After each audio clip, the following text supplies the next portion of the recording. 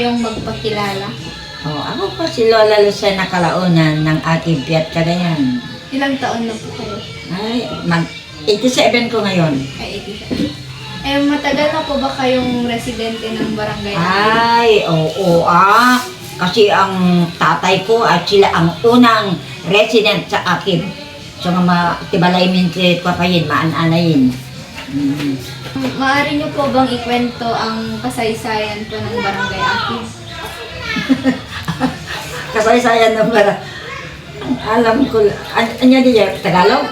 O ano? Kahit ano po.